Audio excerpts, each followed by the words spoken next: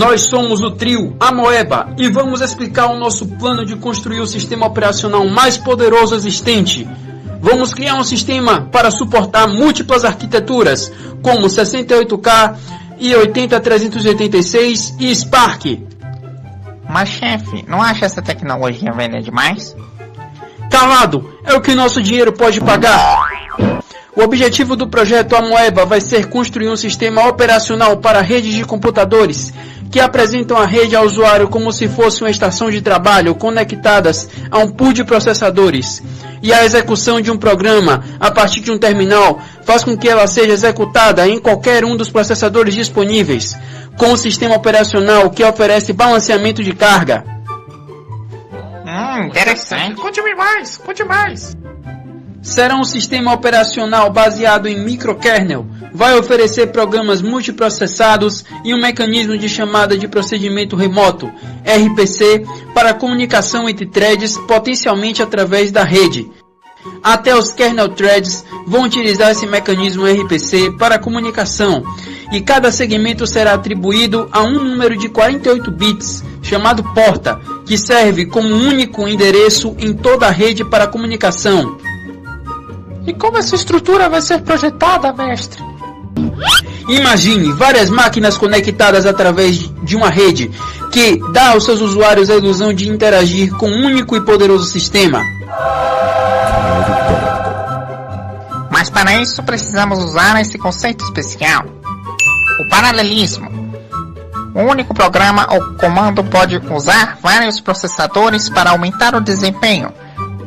Um usuário simplesmente solicita a operação e o sistema operacional decide qual a melhor maneira de executar a solicitação. Então decidirá qual processador é apropriado para o pedido, com base no estado atual do sistema. Além disso, serão desenvolvidas ferramentas especiais de desenvolvimento para um ambiente que aproveita o paralelismo inerente. Entendi. Então a arquitetura vai nos permitir implementar um modelo de cliente-servidor distribuído universal? Isso mesmo, vamos ficar ricos!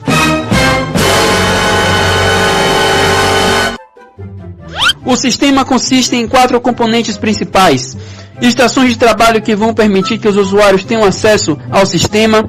Normalmente, há uma estação de trabalho por usuário e a estação de trabalho é principalmente sem disco. Apenas um kernel da estação de trabalho deve ser inicializado.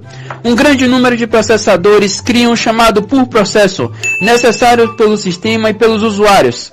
Servidores especializados, chamados de servidor de execução, distribuem processos de maneira justa para essas máquinas. No coração do sistema estão vários servidores especializados que realizam e sincronizam as operações fundamentais do kernel. O servidor de diretório, chamado SOAP, é um serviço de nomeação para todos os objetos usados no sistema. O servidor de diretório pode replicar arquivos sem ter medo de mudança. E também tem um servidor de arquivos chamado Bullet Server, que implementa um serviço de arquivo estável de alta velocidade. O servidor Bullet pode usar o servidor de disco virtual para executar entrada e saída no disco. Então, é possível que o servidor de arquivos seja executado como um programa de usuário normal. O servidor boot controla todos os servidores globais do sistema, fora do kernel. Ele começa, checa e pesquisa, e depois recomeça se for interrompido. E o que é microkernel? O microkernel, pense, um pequeno pedaço de código chamado microkernel está presente em todas as máquinas e eles correm quase o mesmo microkernel, que manipula gerenciamento de entrada e saída de baixo nível, comunicação entre processos ou threads, gerenciamento de memória de baixo nível e gerenciamento de processos e thread, de kernel, espaço do usuário. Os processos do servidor fornecem outros serviços do sistema operacional e geralmente são executados no modo usuário. Esta especialização de trabalho permite que o microkernel seja pequeno e eficiente.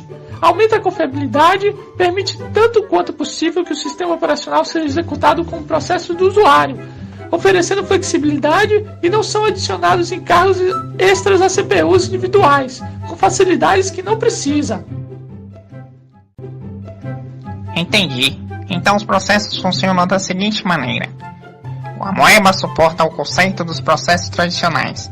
O processo consiste em vários tópicos. Cada segmento possui seus próprios registros, instruction pointer, stack, mas todos os tópicos de um processo compartilham a mesma região de memória. Por exemplo, um servidor de arquivo. Cada solicitação é tratada como um segmento, mas todos os tópicos usam o mesmo cache.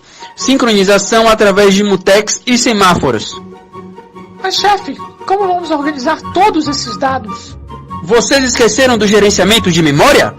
Threads podem alocar e desalocar blocos de memória chamados segmentos. Estes segmentos podem ser lidos e escritos e podem ser mapeados para dentro e para fora do espaço de endereço do processo. Um processo pertence a um segmento, mas podem ter muitos mais deles. Os segmentos podem ser usados para textos, dados, pilha ou qualquer outro propósito que o processo deseje.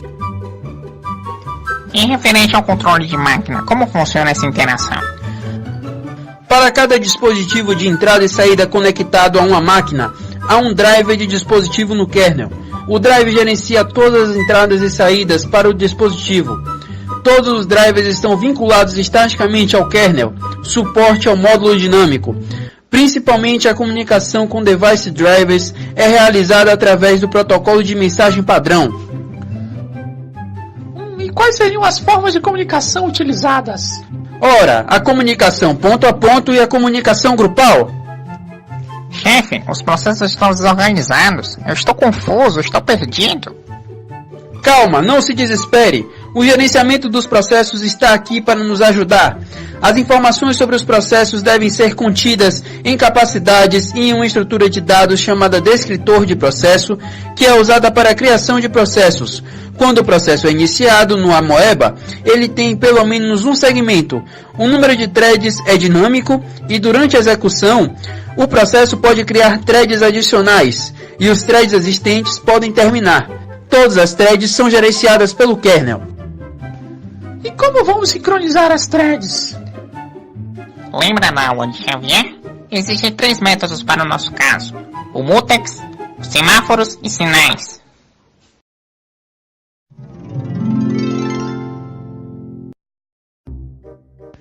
Chefe, acabamos de fazer o sistema operacional. Porém recebemos uma carta dizendo que ele já existe e foi desenvolvido em Amsterdã, na Holanda, pelo Andrew Tannenbaum. Aquele cara do livro? Sim, ele mesmo. Não!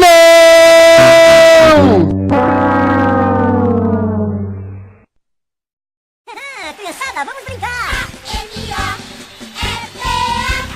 A moeba, a massinha de brincar.